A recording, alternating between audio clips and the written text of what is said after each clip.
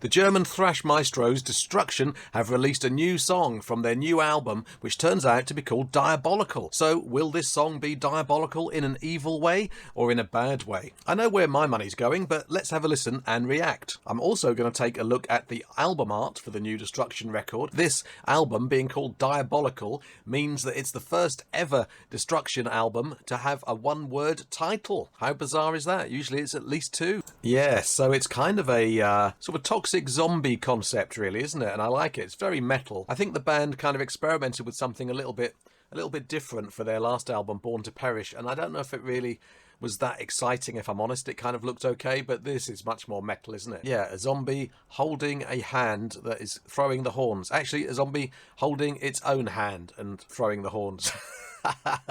And of course there's loads of toxic waste in the waters that these creatures are rising from. I really like the colours of this. Yeah, I think that's a really good album cover. But what do you think? Get down in comments and let me know. And of course I want you to tell me how you react to this song, this title track that I am about to listen to.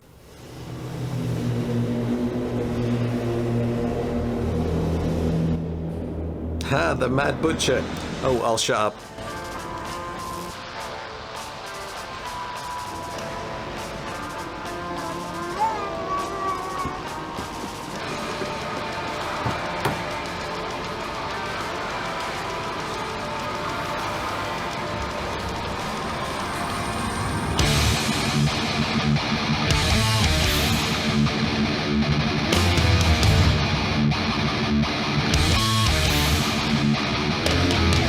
Yeah!